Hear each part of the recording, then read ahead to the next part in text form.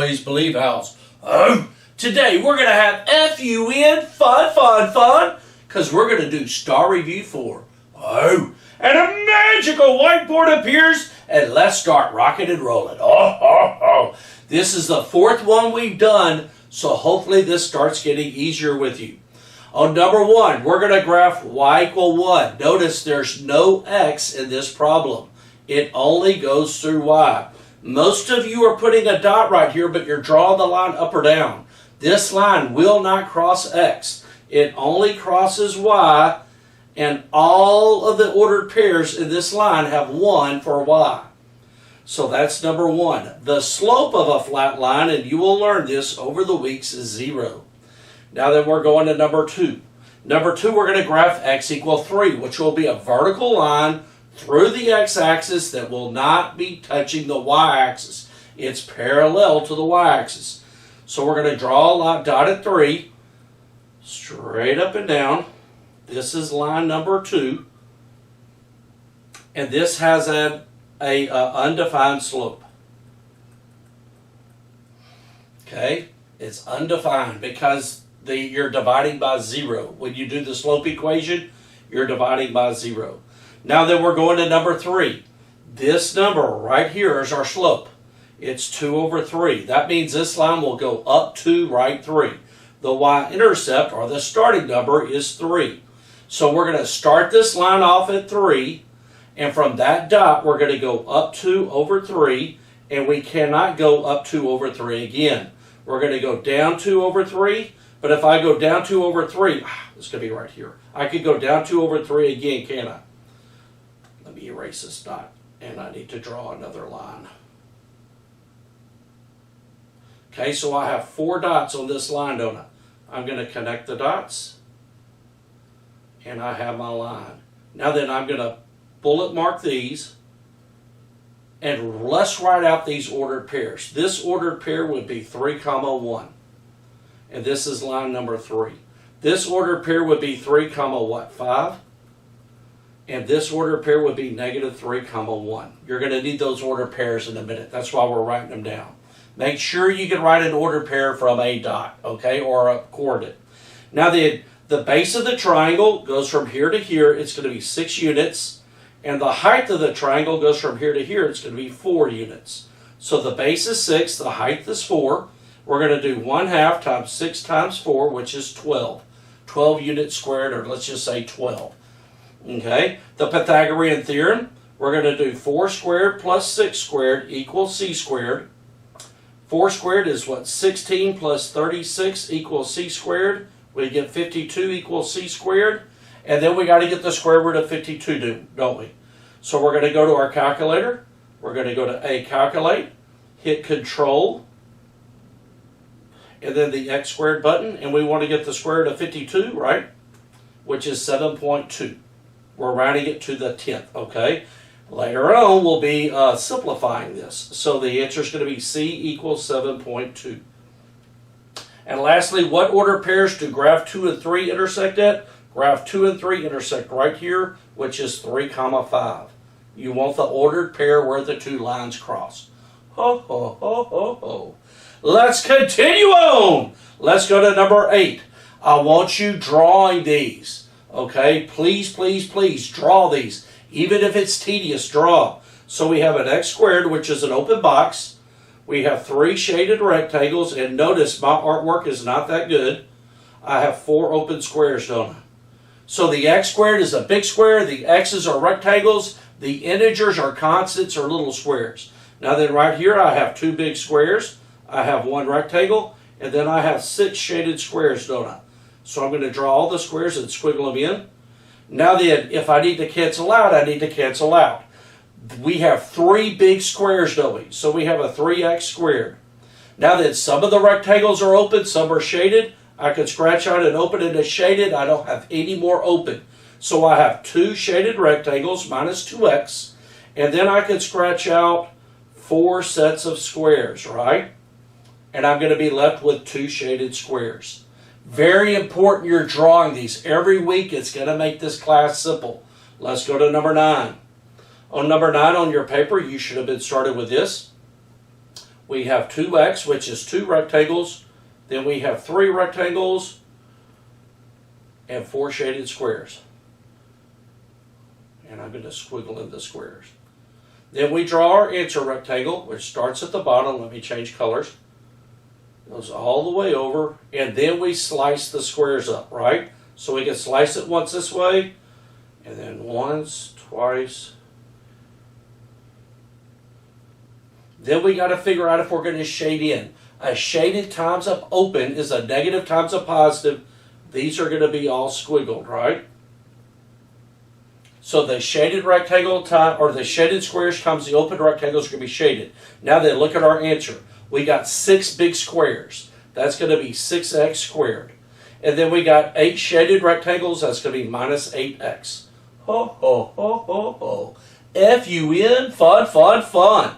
Let's go to the next problem. Oh, we got x plus 2 times x plus 3. So let's draw the multiply. This should be on your paper already. We're going to put the x plus 2 here. And we're going to put the x plus 3 over here. Do this every week. You're going to become a pro at it. Then we're going to draw, go across and over.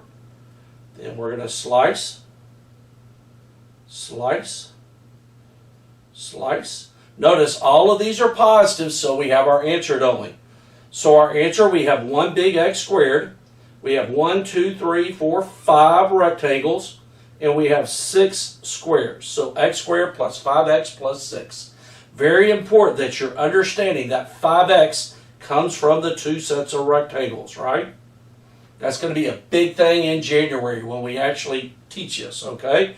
Go to number 12. Draw your multiply grid. We got x minus 1, so we have a shaded square. Then I have x plus 1. I got an open square.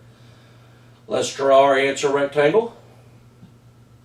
Cut, cut. And these at the bottom are going to be shaded, aren't they? Notice the rectangles cancel out. So all that's left is x squared and 1 shaded square. Ho, ho, ho, ho, ho. Go to number 13.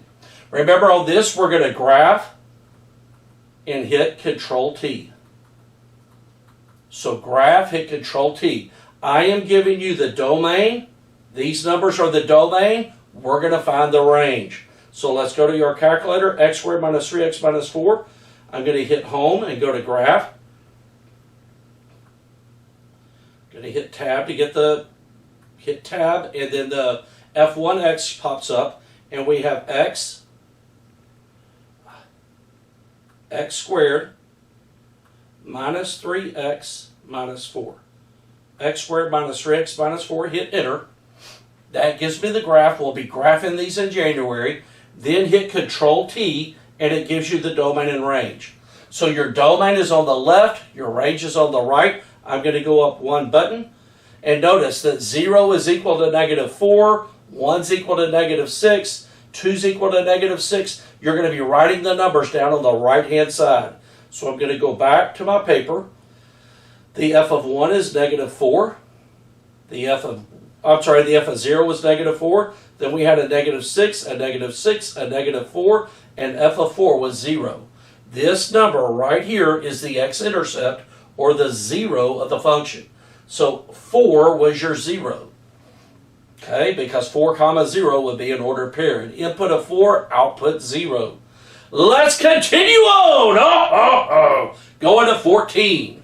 Okay, on 14, this is our next unit. We want to find the slope, which is the number in front of x. Remember, you need y equals x and a number.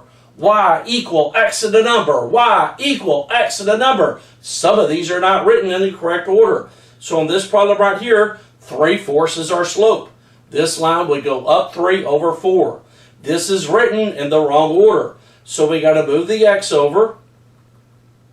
And we're going to get a negative x when we move it over, then divide by 2. This number right here is our slope. Notice the slope always comes from the numbers in front of the x and the y. So the slope is going to be negative 3 over 2. Every single time, the number in front of the x and y will turn into the slope. Let's go to the next one. We're going to take the 5x and move it across. But the 4y is negative on this one, isn't it? So when I divide by a negative 4, 2 negatives makes a positive. So this slope would be 5 over 4. Notice that the 5 and the 4 are in the slope, and these signs are opposite of the answer. That's what you'll eventually learn. To go from standard to y-intercept, the numbers in front of the x and y will turn into your rate of change or your slope. Okay, on this problem, you're going to learn how to do this differently soon. We're going to keep doing it old style. So draw a tick mark and a tick mark. This is your underlying function of y is a function of x. So the miles are a function of the gallons. This will be our delta y, which is y minus y. And this will be our delta x, which is our x minus x. Okay, so if I do 112 minus 252, I'll get 140. 9 minus 4 is 5. Remember, the slope is y minus y over x minus x, which we call delta y over delta x. And that's going to be 140 over 5. And that would come out to be 28. Okay, so the slope is 28. And remember, your slope is the number, then y per x. The y is miles per gallon. So this slope tells us in 28 miles, we could go on 1 gallon. So 1 gallon will take us 28 miles. Let's go to 16. Same thing. We're going to draw caret marks, and we're going to get those differences. An underlying function of dollars is a function of time, so we have y and x. This is going to be our y minus y, or our delta y. This will be our x minus x, or our delta x. The delta x will be 8, and this will be what? 8? 68? Okay, so if you subtract, you get 68. That's correct. So our slope is going to be delta y over delta x, or y minus y over x minus x. We're going to get 68 over 8. Hit enter, and then hit control enter, and it's going to turn it into 8.5, which is dollars, right? So it's going to be $8.5, $8.5 per hour. $8.5 or $8.50 per hour. Turn the page. So we're going to 17. This is probably the most important thing you're learning this spring. This is going to be tested in so many ways on your Staar. So let's get going. Okay. Bubba Bob has an above-ground swimming pool. It holds 12,000 gallons. Bubba Bob's pool is bigger. And it has a pump that drains it in 100 gallons. So they got to drain it every fall. Okay, so this right here would be our starting number, and this would be the growing number. Notice that the growing number, you're draining the pool, it's going to be a negative slope. And also remember, put y equals gx plus s. Your growing number is your rate, which is going to be turned into your slope. Usually the problem has a starting amount, which will be your y-intercept. So in this problem, we're going to have negative 100 and then plus 12,000 gallons. So we're starting off with 12,000 gallons, and we're going to pump a gallon out or 100 gallons out every hour. Okay, so the slope of the line is negative 100, and it represents 100 gallons per hour drained, right? You are draining 100 gallons per hour. Remember, your slope is y per x. Now then, this word right here is our y. This word is our x. Go over to the graph, put gallons, and then put hours. And then let's keep going. The y-intercept is the starting amount. So go up here, put a dot, and it's 12,000, right? So our y-intercept's 12,000, and it represents the starting amount of gallons, or of water, starting amount of water in gallons, right? Now then, remember, I taught you to find out when you're left.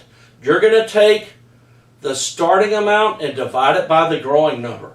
So 12,000 divided by 100, you flip the sign, because we have a negative slope. You flip the sign, and if you do that and divide, it's going to take 120 hours to drain the water. So the x-intercept is going to be 120. 120 hours equals 0 water. That's when you run out of water. All the water's out of the pool at 120 hours. So we're going to go over here, put a dot, and put 120, and connect them. Put a 0 here. You will learn this week. This will be our domain. Next week you're going to have to answer this. And this right here would be our range, would it? You're going to answer this every week. So your domain would go from 0 to 120. Let's do this because it's going to be on your test this week. The domain goes from 0 to 120. And the range goes from 0 to Y to 12,000. Remember, your domain has X, your range has Y. The domain goes from left to right. The range goes from bottom to top. You will have several graphs like this on your test. Number 20, you'll learn it this week. Okay? On number 20, type these into InSolve, get the answer, then show the work. I'm just going to go straight through and show the work on you, okay? But do the answer in InSolve, put it here, and you should get the same answer by showing the work. Now then, I like moving all the letters to the left. So we have rectangles, squares, squares, and rectangles. We're going to move all the rectangles to the left. So the opposite of plus 5x is minus 5x. This is the math problem I have. So I'm going to get 2x. I'm going to drop my 8 and drop my negative 12. These cancel out. Since all the rectangles are on the left, all the squares have got to go to the right. The opposite of plus 8 is minus 8. I'm going to get 2x equals negative 20. And then all I do is divide the coefficient. So if I divide by 2, I'm going to get x equals negative 10, which is what you should have got in InSolve. Let's go to the next one. Do it in InSolve. Write down the answer. Now that on this one, it's a proportion. We need to cross multiply. So I'm going to take x plus 3, and I'm going to multiply that by 10. And I'm going to take the 8 and multiply it by 5. I have to bluebell truck the 10, don't I? So I'm going to distribute the 10. I'm going to get 10x plus 30 equals 40. Move all the squares to the right. So I'm going to move the 30 over. And I'm going to get 10x equals 10, divide by 10. And I'm going to get x equals 1, which is what you should have got in InSolve. Ho, ho, ho, ho, ho. F-U-N, fun, fun, fun. Turn that math taste machine to whatever you like to taste. Let's taste an Oreo cookie here. Oh, oh, oh. Okay, so we're going to do 3x plus 1. Notice there is a plus between these. All we're doing is drawing rectangles and squares and adding them up. Draw the shapes. Draw the shapes. It's going to make a difference. So we have 3x plus 1, and we have 2x minus 6. And I need to shade these squares in, don't I? Notice it does not take a long time for me to draw them. Now that I'm going to group them up. All I have is open rectangles. I have 5 open rectangles or 5x. But my squares are open and shaded. I got to eliminate. All I have left is 5 shaded squares, 5x minus 5. Ho, ho, ho, ho, ho. Let's keep rocking and rolling. Go to the next problem. We got 2 rectangles, 3 shaded squares. Shading the squares. Then I have 6 shaded rectangles. Oh, that's a lot of rectangles. Notice I am not drawing these real neat, aren't I? Just do them quick, but make sure you can tell the difference between the two. And then I'm going to shade them in. Now that we're going to go back and scratch them out because they're open and shaded. I got an open and a shaded, an open and a shaded. I can't cross out any more open, can I? So I have 4 shaded rectangles left. So I have negative 4x, 2x minus 6x is negative 4x, and then negative 3 minus 4, I got 7 shaded squares, don't I? Negative 3 minus 4, you're going to add them up because they're all negative and get the 7. Negative 4x minus 7. Oh, oh, oh. Continuing on! On these we're multiplying, so we need to draw our multiply grid. We're going to take 2 and multiply it by 3x minus 1. I need 3 rectangles and 1 shaded square. Now that I'm going to draw my answer rectangle. And then I'm going to slice them up. Oh, oh, oh, oh, oh. And then the 1 is shaded. I did that on purpose. That means all of these over here would be squiggled, wouldn't they? Okay, so whatever's left in the picture is the answer. I have 6 rectangles, so I have 6x and 2 shaded squares, 6x minus 2.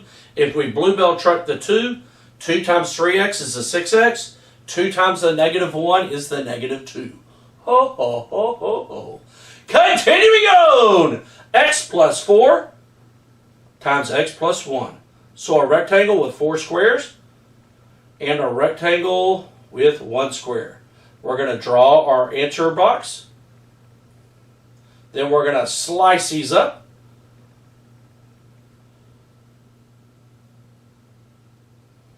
And then let's add them up. They're all open, so all we're going to do is add. We got one big square, 1, 2, 3, 4, 5 rectangles plus 5x, and 1, 2, 3, 4, 4 squares plus 4.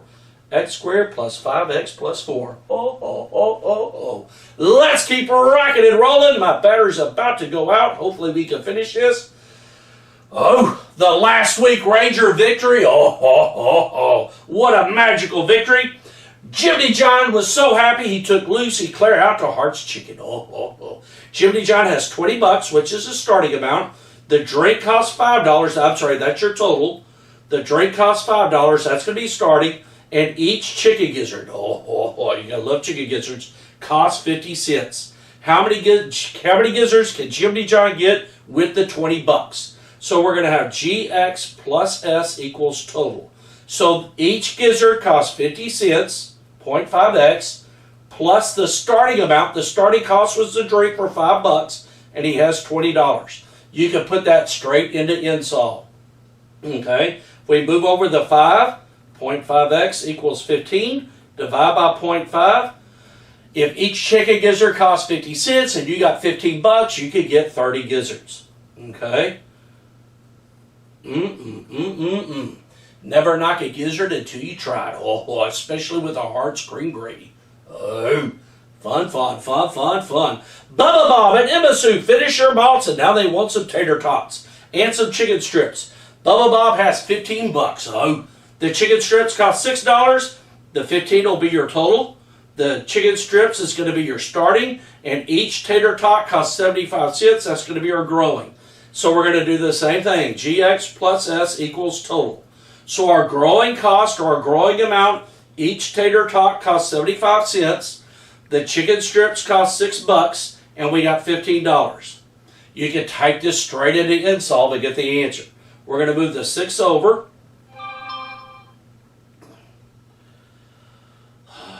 Jiminy Crickets. We're going to move the 6 over.